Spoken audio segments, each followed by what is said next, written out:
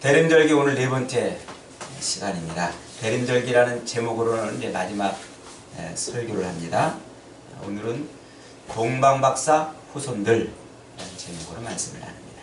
동방박사 후손들. 아까 우리가 읽었던 그 마태복음에 소개되는 그 동방박사들은요, 어쩌면 세상에서 가장 유명한 사람들인지도 모르겠어요.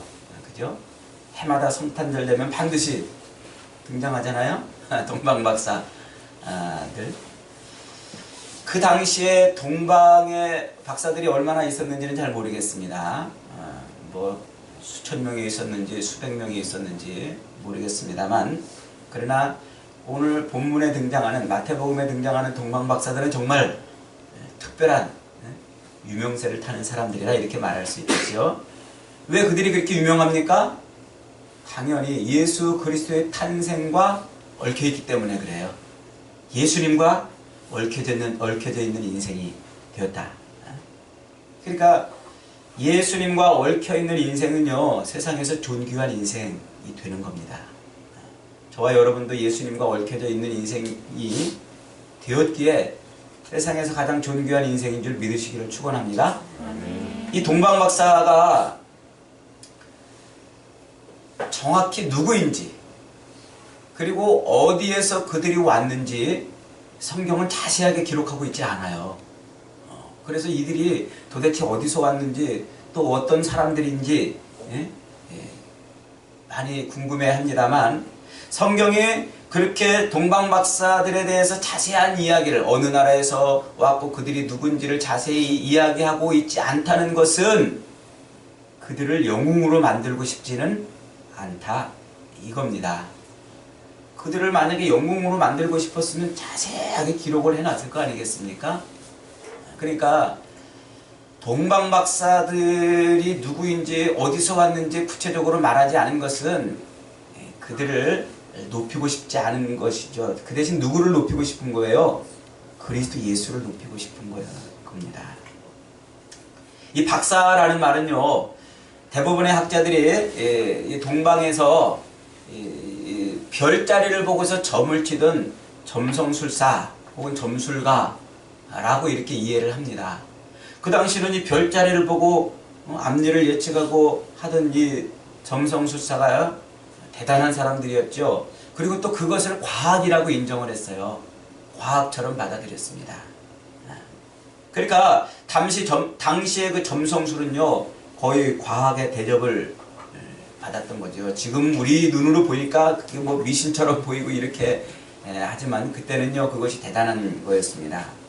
아무튼 이 동방박사들은 왕의 탄생을 예고하는 별, 왕이 세상에 유대인의 왕으로 탄생되는 것을 예고하는 그 별을 보고서 예루살렘으로, 베들레헴으로 발걸음을 향하여 달려옵니다.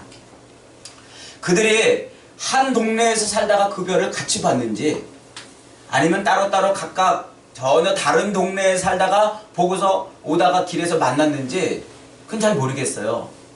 성경이 정확히 말하고 있지는 않으니까 잘 모르겠습니다만, 그리고 그 여행이 얼마나 걸렸는지, 그들이 별을 언제 보았고, 서로 각각 다른 장소에 있었다면은 그들이 서로 언제 그 별들을 보아가지고 언제까지 여행을 하다가 함께 합쳐졌는지, 이런 것들을 자세하게 이야기하고 있지 않다고 하는 겁니다. 그러나 오늘 우리가 마태복음 이 본문을 읽어보니까 대략적으로 한 2년 정도 이렇게 걸린 것 같아요. 여행을 한 기간이 대략적으로 한 2년 정도. 나중에 헤롯 대왕이 박사들에게 속은 줄 알고 아기들을 죽이잖아요. 이 헤롯은 유대인이 아니에요. 에돔 사람이에요. 에돔 사람. 그런데 그때 그 로마의 지배를 받고 있던 유대의 그 정치적 혼란기에 로마의 샤바샤바 해가지고 유대의 왕자리를 꿰찬 사람이에요. 그러니까 늘 이 왕위에 대한 불안감, 유대인들이 자기를 물러가라고 하기도 하고 또 쿠데타를 일으키기도 하는 그런 불안감 속에서 늘 왕자리를 지키고 싶었거든요. 그런데 유대의 왕이 태어났다는 거예요. 그러니까 불안하죠. 그래서 박사들에게 들은 이야기를 가만히 조사해 보니까 약 한 2년 정도, 그 별이 나타난 때가 2년 정도 되었다 해가지고 2살 아래의 아기들을 다 죽입니다.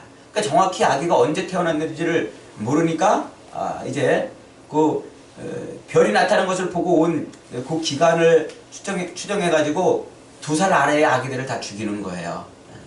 그렇게 죽입니다. 근데 이 박사들이 본 그 별이 어떤 별이냐 하는 것에 대해서도 뭐 여러 가지 학설들이 많아요. 그러나 아직 뚜렷하게 그 별이 그 별이다 이렇게 단정지어서 말할 수 있는 것은 아직 없어요. 여러 학설들은 많이 있지만은 그것은 그 별이 그렇게 중요한 별은 아닐 수 있다 이거죠.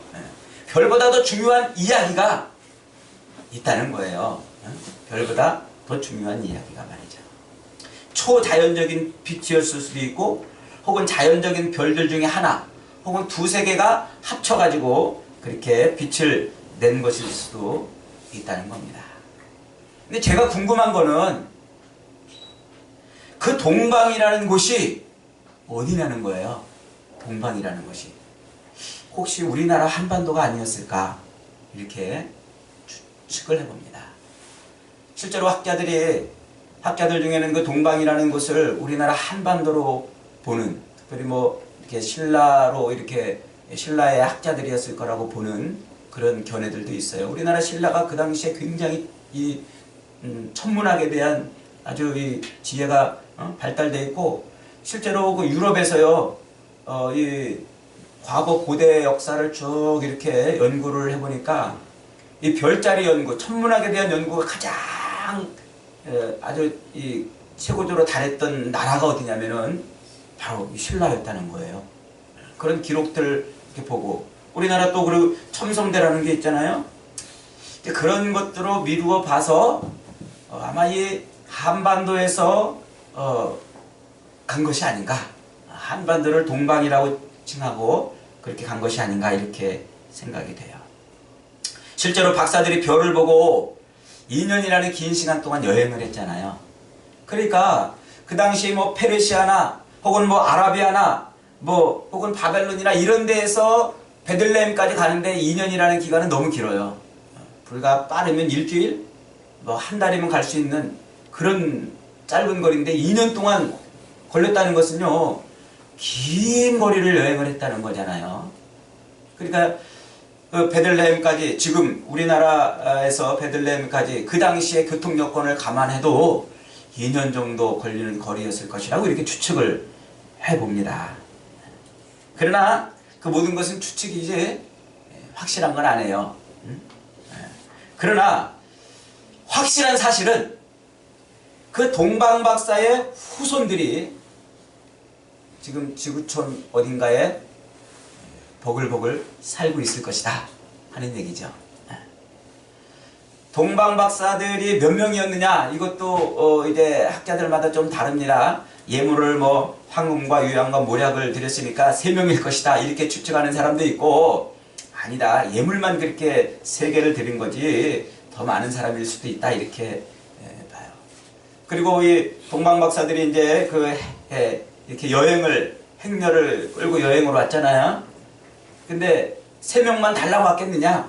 그렇지 않다는 거죠. 그 당시에 아까 말씀드렸습니다마는 이 천문학, 이 점성술사의 위치는요 왕 버금가는 그런 권세와 권력을 누리고 있던 사람들이에요. 힘이 있는 사람들이죠. 그런 사람들이 행차를 하는데 그만 자기들만 달랑 이렇게 왔겠냐는 거죠. 아니라는 거죠. 거기에는 상당한 수행원들이 있었을 거라는 거예요. 그러니까 동방박사들의 이 행렬은요 어쩌면 대단히 큰 장대한 행렬일 수도 있는 겁니다. 아주 이렇게 겨우 3사람만 이렇게 낙타 타고 덜렁덜렁 온 것은 아니었을 수 있다는 거예요. 그들의 주위로 볼 때, 그 당시에 그 점성술사들의 주위로 볼 때 그들의 행렬은 보통 왕의 버금가는 행렬이었을 거라고 이렇게 이제 추측을 합니다. 그런데 그들이 3명이었든 혹은 12명이었든 아니면 그보다 훨씬 더 많은 숫자이었든 상관없이 그것보다 더 중요한 이야기는, 그리고 더 확실한 이야기는 그들의 후손들이 분명히 지금 여기에 어딘가에 존재하고 있을 거라는 얘기죠. 이 동방박사들은 그 베들레헴에 가서 아기 예수를 경배하고 예물을 드리고 그리고 자기 고향으로 다시 돌아왔어요. 그리고 돌아와가지고 마치 무슨 큰 비밀을 본 양 그냥 가만히 입을 꼭 다물고 있었을까요? 아닐 겁니다. 뭔가 나름대로 기록을 남겼겠고 자기 자식에게, 이웃 사람들에게 그 사실을 알렸을 거예요. 그 자기 자녀들에게 그 사실을 알렸으니까 그 자녀들은 또 그 이야기를 듣고 또 그 자녀들에게 우리 할아버지가 말이야 하면서, 우리 고조 할아버지가, 우리 증조 할아버지가, 고조 할아버지가 이러면서 우리 몇 대조 할아버지가 저 서방으로 가서 아기 예수를 경배하고 이렇게 왔다 하는 그 얘기들을 그 후손들은 그렇게 나누고 전해주고 나누고 또 전해주었을 거라는 말이죠. 그렇게 전달되고 퍼지면서 시간이 흐르니까 그 별에 대한, 그리고 예수님의 탄생에 대한 이야기는 점점점 희미해지거나 또 혹은 전설이 되었을 것입니다. 천지창조나 타락이나 노아 홍수, 바벨탑 사건 등이 다 그런 식으로 후대에 전해지고 세상 많은 나라 사람들에게 전해졌습니다. 아마 성령께서 이 성경에 그런 내용들을 기록하게 하지 않았더라면 어쩌면 우리도 그런 이야기들을 지금쯤 모를 수도 있어요. 우리가 분명히 이 아담의 타락이나 혹은 바벨탑이나 노아 홍수나 이런 이야기들을 분명히 알 수 있는 것은 성경에 기록이 되어 있기 때문이죠. 그러나 아쉽게도 동방박사들의 이야기, 그들이 고향으로 돌아가서 나누었던 그 이야기들은 성경에 기록이 안 돼 있는 거죠. 그래서 희미하게 사라지고 전설이 되었을 것입니다. 하지만 어쨌든 동방박사의 사건을 기억하고 있든 기억하고 있지 못하던 그들의 후손들은 지금 지구촌 어딘가에 수많은 무리를 이루면서 살고 있을 거란 말이에요. 한번 옆에 분 얼굴을 쳐다보세요. 혹시 저 사람이 동방박사처럼 그 후손처럼 생기지 않았나? 잘 보세요. 기다 싶으면 저한테 신고해 주세요.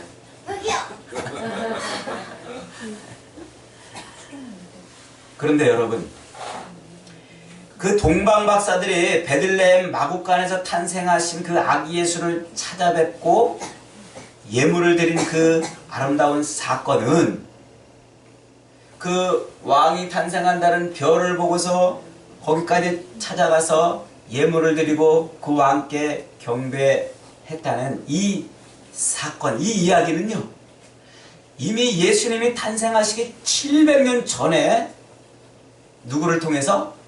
이사야 선지자를 통해서 예언이 되어 있는 거예요. 예언되어 있는 일이란 말이죠. 오늘 우리가 아까 읽었던 이사야 60장의 본문이 바로 그 본문이에요. 이사야 선지자는 북이스라엘과 남유다 왕국이 차례대로 멸망할 것을 내다보면서 하나님의 진노와 심판 속에서도 희망을 봅니다. 그 희망이 뭡니까? 하나님께서 이스라엘을 심판하시되 진노하시고 그들을 심판하시되 완전히 다 진멸하지 않고 그들 가운데 누구를 보내주신다? 메시아를 보내주실 것이다. 그들을 구원할 메시아를 보내실 것이다 그랬어요. 그래서 그 땅에 장차 메시아 왕국이 우뚝 세워져 그 왕국을 통하여 하나님의 통치가 일어날 것을 예언을 하고 있는 거죠. 우리가 아까 읽었던 그 이사야 60장의 본문도 그 내용이에요. 간단히 줄이면 이겁니다. 하나님의 영광이 메시아 위에 임하리라. 메시아는 일어나 빛을 발하게 될 것이고, 그리고 열방들이, 세상 모든 나라 왕들이라는 말이죠. 열방들이 그 빛을 보고 그에게로 와서 그를 경배하고 그를 섬기며 그에게 예물을 드릴 것이다 하는 게 바로 이 이사야 60장의 예언이에요. 중요한 공식이에요, 이게. 중요한 공식. 하나님의 빛이 임하고 하나님의 영광이 임하고 그리고 그 하나님의 빛을 받으면 일어나 빛을 발하는 사람이 되고, 그러면 그 빛을 보고 열방이 모여서 그를 경배하게 할 것이다. 이게 중요한 성경의 공식이거든요. 지금 첫 번째 성탄절날 이 동방박사들이 와가지고 아기 예수께 경배하는 것은 그냥 아기가 아니잖아요. 동방박사들은 그를 무엇으로 봤어요? 유대의 왕으로 본 거예요. 그 유대의 왕. 그러니까 동방박사들이 와가지고 지금 첫 번째 경배하는 이 경배는 열방의 모든 민족들이 그 메시아의 빛, 메시아의 빛을 보고서 그 나라로 달려와서 경배하고 또 섬기고 자기 예물을 드리는 것을 예표하는 거예요. 동방박사들이. 무슨 얘기인지 이해가 되시요? 그러니까 이사야 선지자의 그 예언대로 메시아가 임하면 그 메시아의 빛을 보고 열방의 수많은 나라 왕들이 달려와가지고 쫙 무릎을 꿇고 그를 섬기고 그에게 예물을 드리는 그 말씀 그대로 동방박사들의 모습이 성취가 된 것이라는 것이죠. 그러니까 이 동방박사들이 와서 예물을 드린 이것은 우연히 어쩌다 드린 것이 아니고 하나님의 말씀이 지금 성취되고 있는 중요한 순간인 거예요. 그리고 동시에 그 동방박사들이 와서 예물을 드리고 엎드려 경배하고 하는 이 모습은 장차 임할 하나님 나라, 완성될 하나님의 나라를 통해서 열방이 모여서 예배하고 하나님 앞에 예물을 드리고 무릎 꿇고 섬기는 그 모든 일의 대표주자들인 거예요. 동방박사들이. 그러니까 동방박사들은 중요한 역할을 하고 있는 거죠. 하나의 예표이면서 대표선수로서 우리의 대표선수가 되어서 성경이 성취가 되는 것을 우리에게 지금 보여주고 있는 것이죠. 그래서 그 동방박사의 그 경배함, 이 아기 예수께 와서 예물을 드리고 경배한 그 사건을 통해서 많은 나라, 많은 사람들이 예수 그리스도를 보는 거예요. 보고 그 앞에 무릎 꿇고 장차 그리스도의 나라로 구름대처럼 몰려와서 세상 모든 민족, 모든 나라의 백성들이 예배할 것을 보여주는 중요한 사건이라는 것이죠. 다시 말하면 그 동방박사들의 그 모습, 그 행위가 오늘 저와 여러분의 행위를 나타내는 겁니다. 바로 동방박사들이 예수님을 찾아온 것은 별 때문이었어요. 빛이죠. 구원의 빛, 메시아의 빛. 그 메시아의 빛을 보고 그 구원의 빛을 보고 하나님의 영광의 빛을 보고 달려와서 무릎 꿇고 경배하고 예물을 드렸다. 그분이 지금 누구라는 거예요? 그분이 지금 메시아라고 하는 것을 소개하고 있는 거예요. 그래서 그 구원의 빛을 보고서 달려와서 그 메시아 앞에 무릎을 꿇는 것이죠. 그리고 그 동방박사들 이후로 수많은 사람들이 와서 그렇게 구원의 빛을 입어 무릎 꿇고 경배하고 예배하는 일이 일어날 것을 이 동방박사 이야기는 또 예표를 해주는 거예요. 자, 오늘 우리가 아까 읽었던 이번에는 에베소서 3장의 그 바울서신은요, 바울 자신도, 사도 바울 자신도 자기를 뭐라고 소개하고 있어요? 이방의 빛이 되었다. 이렇게 자기를 지금 소개하고 있어요. 3장 8절에 보니까 모든 성도 중에 지극히 작은 자보다 더 작은 나에게 이 은혜를 주신 것은 측량할 수 없는 그리스도의 풍성을 이방인에게 전하게 하려 함이라. 그러니까 사도 바울로 이렇게 구원을 받아서 이방인의 사도가 된 것은 뭐하게 하려고요? 이방인들에게 구원의 빛을 보이는 그런 일을 하게 하려고 불렀다는 거죠. 사도행전 13장에서 이렇게 표현하고 있어요. 47절 48절에서 주께서 이와 같이 우리를 명하시되 내가 너를, 바울입니다, 내가 너를 이방의 빛을 삼아 너로 땅끝까지 구원하게 하리라 하셨으니 이방인들이 듣고 기뻐하여 하나님의 말씀을 찬송하며 영생을 주기로 작정된 자는 다 믿더라. 사도 바울이 이방의 빛이 된 거예요. 그래서 그 빛을 보고 수많은 사람, 이방인들이 달려와 하나님을 믿고 예배하고 경배했다는 얘기죠.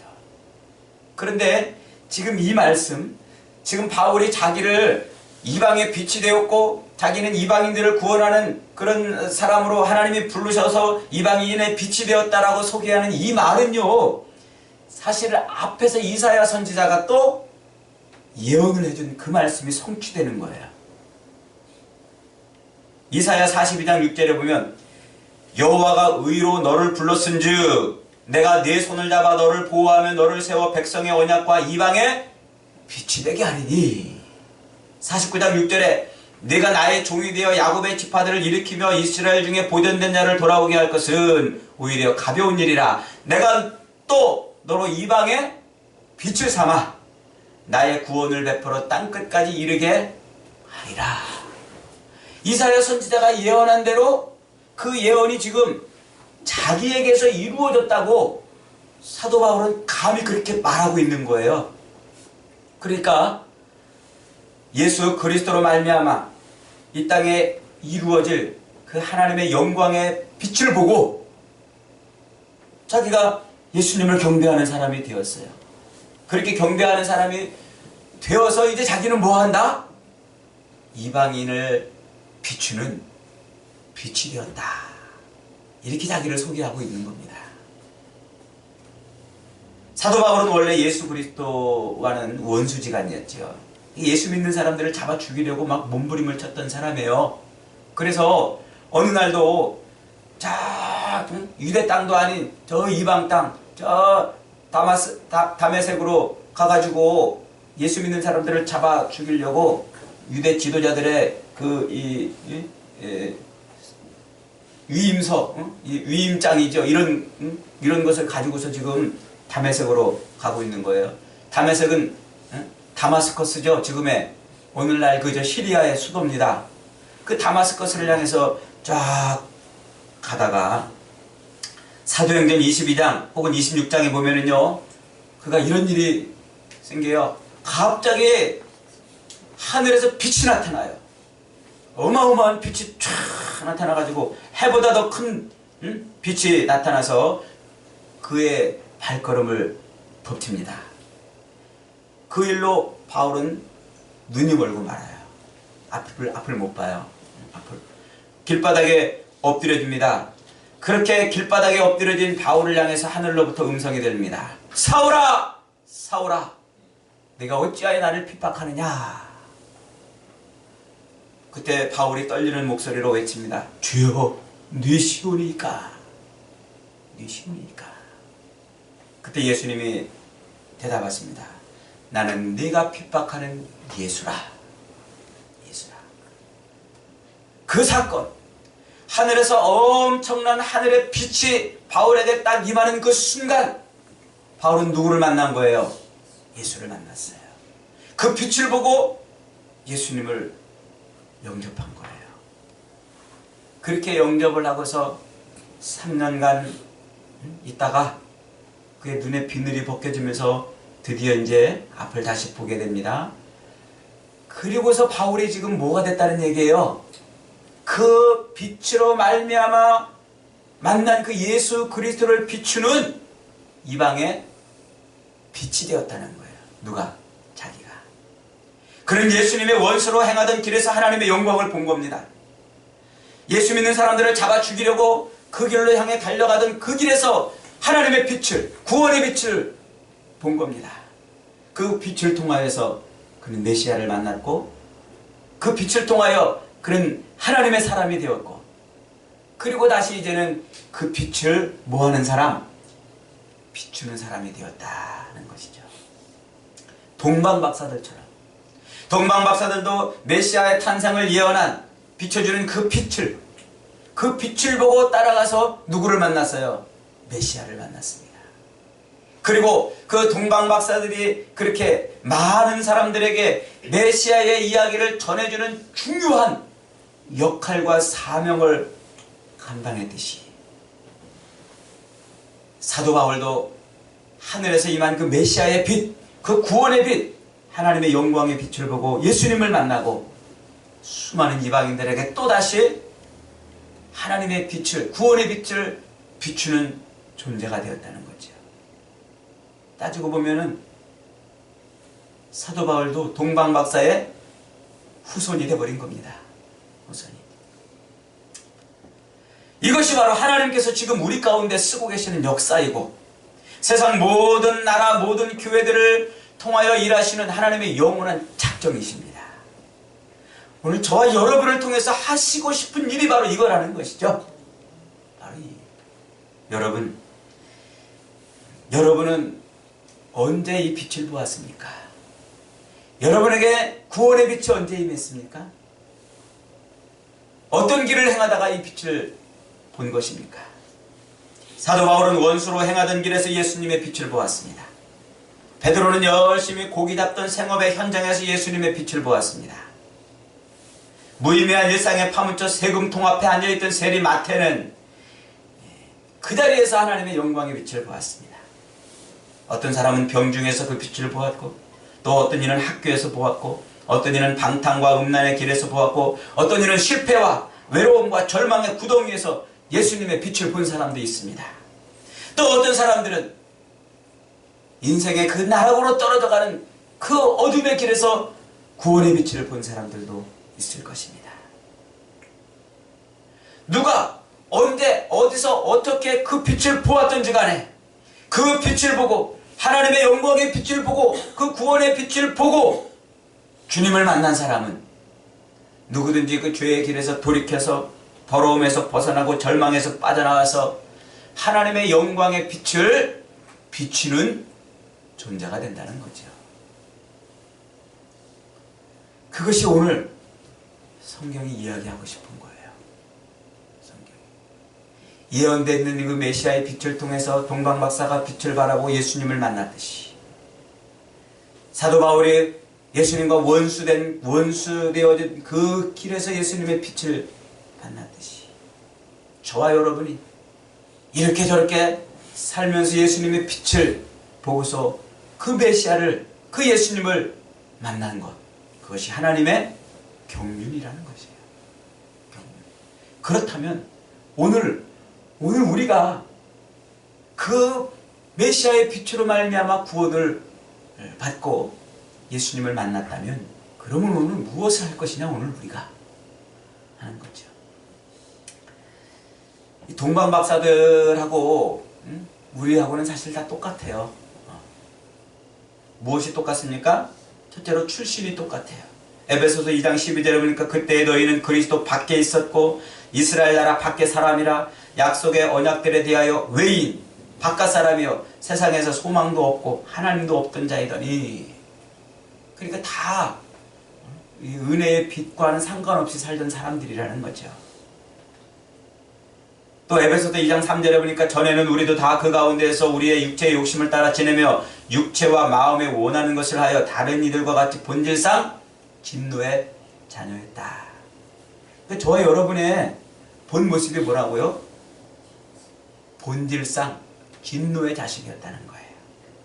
아무 자랑할 것도 없어요. 내세울 것도 없고 뭐 어떻게 할 게 없는 거예요. 그런데 하나님이 우리를 어떻게 하셨다고요? 구원의 빛을 받게 해서 우리로 빛을 비추는 사람이 되었다는 거죠. 그래서 우리에게 뭐라고 말씀하시는 겁니까? 일어나 빛을 발하라. 일어나 빛을 발하라. 그 빛을 보고 예수 그리스도께로 사람들이 몰려들게 하여라. 이것이 저와 여러분이 받은 사명입니다. 동방박사들이 그렇게 받았던 것처럼 사도 바울이 받았던 것처럼 저와 여러분이 받은 사명이에요. 그래서 오늘 우리가 이렇게 그 구원의 빛을 보았기 때문에 그 구원의 빛 속에서 메시아를 만났기 때문에 예수 그리스도를 만났기 때문에 기꺼이 달려와서 무릎 꿇고 예배하고 예물을 드리고 경배하는 것 아니겠습니까?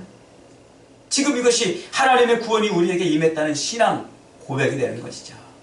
바로 이사야가 예언했던 그 구원의 역사가 우리의 삶에서 지금 일어나고 있는 겁니다. 그러니까 저와 여러분이 지금 예수를 믿고 구원을 받아 이렇게 하나님을 경배하고 우리 예수님을 경배하는 이것은 그냥 어쩌다 일어난 일이 아니고 우연히 벌어진 일이 아니라는 거예요. 바로 이것이 하나님의 깊은 구원의 경륜 속에서 일어나는 어마어마한 일이라는 거죠. 우리가 미처 다 보지 못했던 그 엄청난 하나님의 그 역사의 수레바퀴 속 안에서 지금 그런 일들이 벌어지고 있는 거예요. 여러분, 그러므로 우리 구원을 가볍게 보지 마세요. 우리 구원을 아무것도 아닌 것처럼 여기지 마세요. 우리가 어쩌다가 길 가다가 예수 만났고, 어쩌다가 누가 전도해서 예수 만났고, 혹은 믿는 부모 밑에서 어떻게 하다 보니까 예수 만났고, 혹은 뭐 사업이 잘 안 돼서 어쩌다가 예수 만났고, 이 어쩌다가 예수 만난 이것이 우리가 볼 때는 어쩌다가 만난 거지만 하나님의 깊은 경륜 가운데서 하나님이 우리를 선택해서 우리를 뭐하게 하시려고? 이방의 빛이 되게 하시려고, 열방의 빛이 되게 하시려고 우리를 구원하셨다는 사실입니다. 믿으십니까? 아멘. 여러분, 이것이 예수 그리스도 탄생을 통해서 우리에게 말씀해 주려는 성경의 이야기입니다. 그러므로 우리는 일어나서 빛을 발해야 돼요. 하나님의 영광이 우리에게 임했기 때문에, 하나님의 영광이 우리의 가정에 임하고 우리의 땅에 임했기 때문에 우리는 기꺼이 우리 삶에 임한 그 하나님의 영광의 빛을 만방에 증거해야 되는 거예요. 그러므로 우리 자신을 연약하게 생각하지 마세요. 별 볼 일 없는 존재라고 여기지 마세요. 우리는 하나님의 빛을 본 사람이에요. 그 영광의 빛이 우리 안에 임한 사람이에요. 임한 사람이에요. 큰 빛이 아니어도 괜찮아요. 뭐 어마어마한 밝기를 내는 빛이 아니어도 괜찮아요. 제가 군대 생활하는데 깊은 산 속에 가면요, 진짜 깜깜해요. 밤에 보초서로 초소까지 가려면요 한 2km, 1km 좀 넘게 걸어가야 되는데 아무것도 안 보이는 깜깜한 그 길. 그때 조그만 라이터 틱, 틱, 틱, 그 라이터 불 팍, 팍, 팍, 그 빛으로 충분히 걸어갈 수 있는 거예요. 충분히.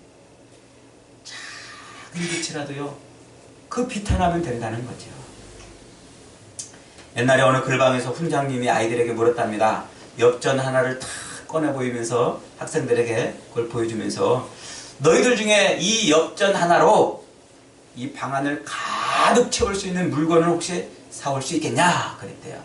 그랬더니 아이들이 가만히 쳐다보면서, 어휴, 저 엽전 한 입으로 어떻게 이 방 안을 가득 채울 물건을 사올 수 있을까? 아유, 저 못할 거야. 선생님이 우리를 놀리려고 하는 거니까 가만히 있는 게 상책이겠다. 그런데 조그만 아이가 손을 번쩍 들더니, 선생님, 제가 해보겠습니다. 그래? 해보거라. 이 아이는 엽전 한 입을 받아들고 달려가가지고는 시장에 가서 조그만 등잔 하나를 사왔대요. 그리고 그걸 탁 방에다 놓고 심지에 불을 탁 붙이는 순간 방 안에 빛이 쫙 가득 찼다는 거죠. 여러분, 그 정도 불빛이면 됩니다. 우리가 대단히 무슨 큰 등대가 될 필요도 없고요, 저 태양빛처럼 그렇게 있을 수 없습니다. 여러분이 있는 공간에서, 여러분이 있는 그 환경에서 누구를 만나든지 그 빛을 비추면 돼요. 작은 빛, 예수 그리스도를 비추는 빛, 그리스도를 나타내는 그 빛. 그러면 그 빛을 보고 그 사람도 그리스도를 만나는 거예요. 주님을 만나고 메시아를 만나는 거예요. 그 메시아가 그 인생을 바꾸는 역사가 일어나지 않겠습니까? 여러분, 오늘 동방박사 후손들이 바로 저와 여러분들입니다. 그 구원의 빛을 보고 달려가서 경배하고 예배하고 예물 드리는 그런 삶을 사는 저와 여러분이 바로 동방박사 후손들이에요. 그들은 또 그 빛을 비추는 삶을 살았습니다. 저와 여러분도 동방박사의 후손들답게 메시아의 빛, 구원의 빛을 마음껏 세상에 밝히는 그런 복된 인생들 살아가시기를 주님의 이름으로 축원합니다. 아멘. 말씀